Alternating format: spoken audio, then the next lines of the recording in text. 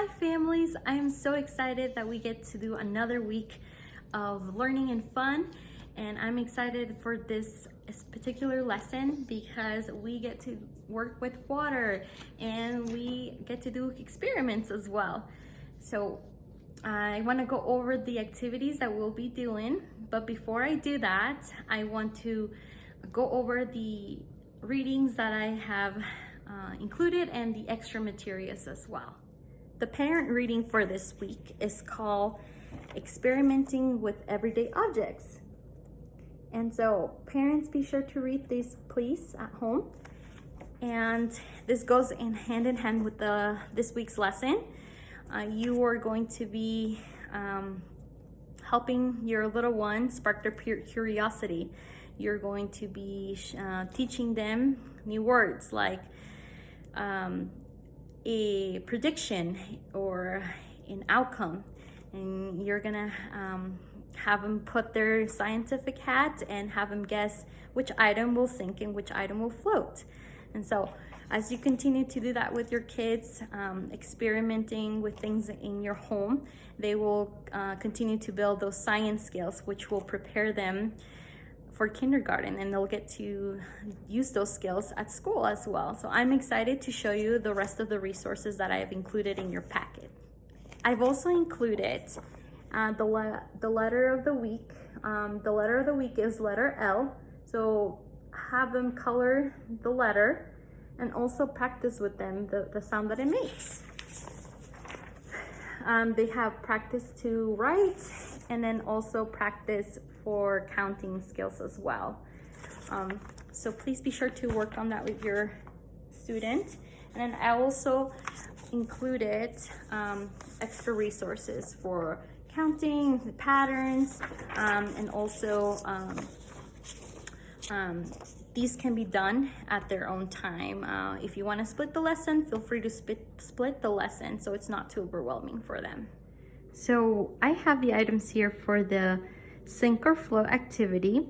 So what you will need is a big ball, the items in the packet with the Ziploc and these items, the signs,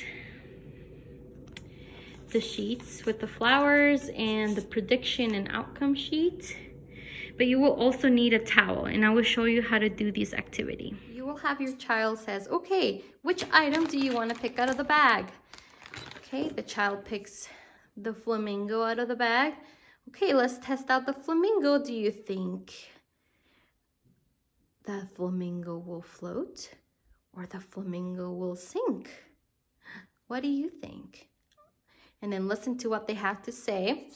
You can be their scribe. You can also help them write down which object they tested and check mark what was their prediction and their outcome. And so, all right, can you put the flamingo in the bowl? All right, let's see. Oh, did it sink or did it float? I think it floated. Okay, let's try the next one. And then they can pick which other item they want to test out. Okay. Ooh, a pine cone. Okay. Place that pine cone inside. Did it float or did it sink? It floated. And same with the other ones. There will be some that will float and there will be some that sink, like the rock. And so have fun with this activity. And then after they do all the items, they can try testing out other items at home. Please share your pictures with me so that I can add them to their files, please. And then with the flower activity, or the flower extra part of this activity, what you will do if you want to choose to do this, you can just cut the flower out, and what the flower would look like is just like this, all cut out.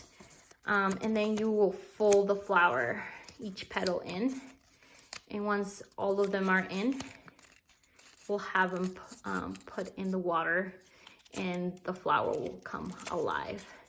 So that's kind of a cool experiment for them to see. how the flower comes alive in the water.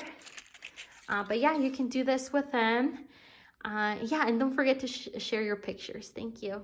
And for the last activity, we are going to read Who Sank the Boat by Pamela Allen. I will be sending you the English and Spanish version for the bilingual speakers in the program. And make sure you ask follow-up questions when you're reading to your child so that you know how much they're comprehending and remembering from the story.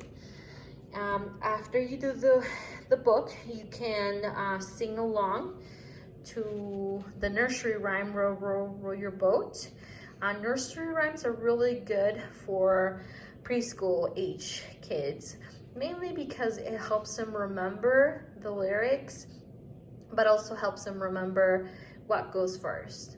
And it goes along hand with reading comprehension and overall reading skills. So we want to focus, I'm gonna start sending more nursery rhymes so that you can sing along with your child at home. And then the craft that we'll do is make our own boat. So I have included a blue paper plate with a picture of your boat. Now the picture that you have is bigger than the actual one that I have. And that is because I want them to color their own boat, make their own boat. And if you have any other materials at home, like glitter or pom-poms, feel free to let them get creative. And then you will cut this out for them. You'll put them in the popsicle stick, glue them or tape it, or whichever one is the best.